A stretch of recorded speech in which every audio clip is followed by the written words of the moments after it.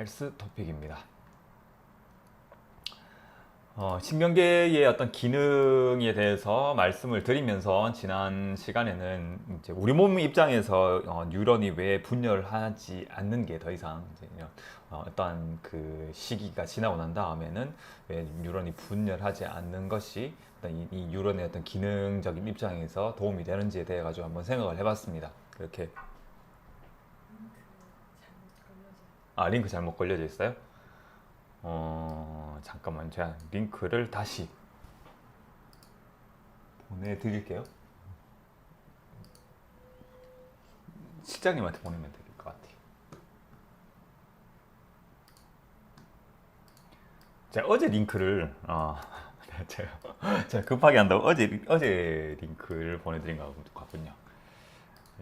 일단 방송을 보시다 보면 갑자기 왜 저러나 이렇게 생각하실 수도 있을 것 같아요. 제 실장님한테 다시 공지를 좀 부탁드리겠습니다.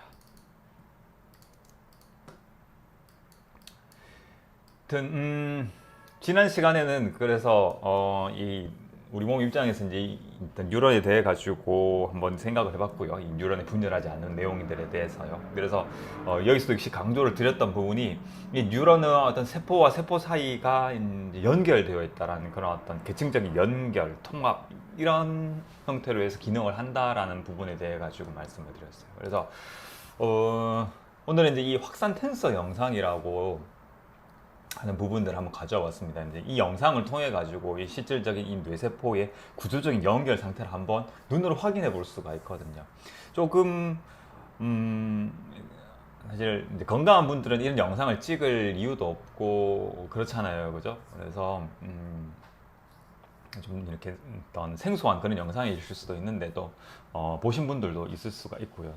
그래서 이 MRI 같은 경우에는 그 이제 우리 인체를 구성하는 아주 많은 그런 어떤 그 분자인 이물 분자 그 안에서도 이 수소 원자의 어떤 그 자기 공명 현상을 이용을 해가지고 우리 인체 내부에 있는 어떤 그 조직의 형태 구성을 이제 알 수 있는 그런 검사 기법이거든요. 근데 이 검사 기법을 이제 계속 활용하는 그런 방법들이 계속 이제 발전이 되다 보니까 이제는 이 물 분자의 확산 현상, 그러니까 브라운 운동이라고 하는 그런 물 분자의 어떤 무작위적인 그런 어떤 운동 현상까지도 이제 이렇게 포착을 할 수 있게 됐습니다. 그래서 그런 어떤 물 분자의 어떤 그 확산 현상이 이런 신경 조직 안에서는 신경세포는 축삭 돌기와 같은 그런 돌기로 이렇게 전선이 이렇게 뻗어 나와서 다른 신경세포와 연결이 되잖아요. 그러면 그런 신경 섬유 다발들이 이 물 분자의 어떤 자유로운 어떤 확산을 조금 방해하는 그런 어떤 방해 장벽과 같은 역할을 하거든요. 그래서 우측에 있는 위에 있는 그림을 보시면은 좌측에 있는 그림이 이제 자유로운 그런 또 확산 운동을 나타내는 그림이고요.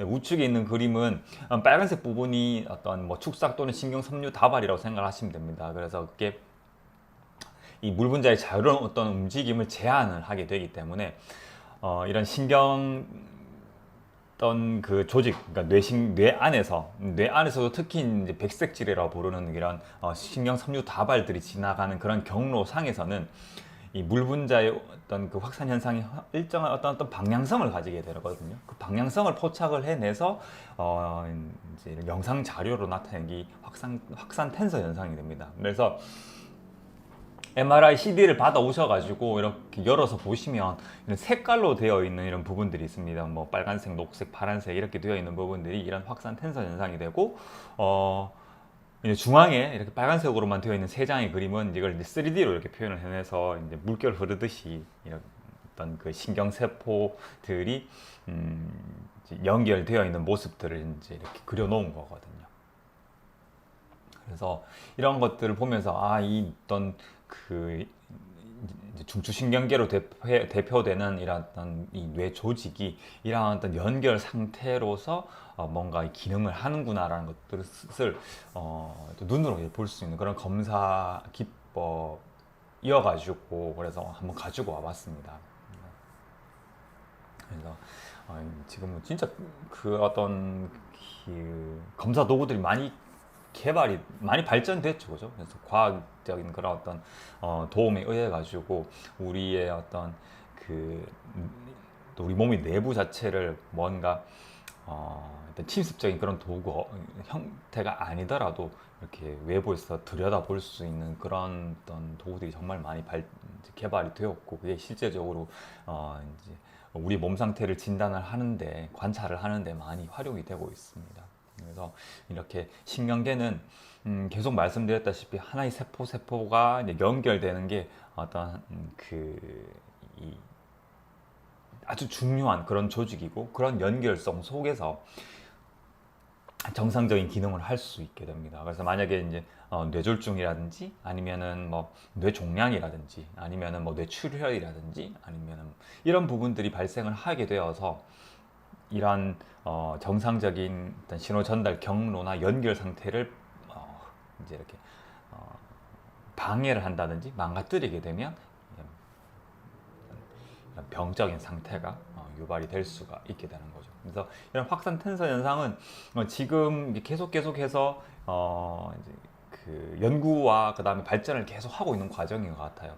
그래서 그냥 단순하게 뭐 2차원적인 그런 영상으로서 뭐 확산 강조 영상과 같은 단순하게 그냥 확산의 어떤 그런 상태만 볼 수 있는 그런 것을 벗어나서 이런 확산 텐서 영상이라 해서 어떤 문제의 확산의 방향성을 이렇게 그려내는 그런 어떤 걸로 어떤 그 구조적인 어떤 연결 상태를 보는 그런 검사 방법도 있다라는 걸 오늘 한번 말씀을 드려봤습니다.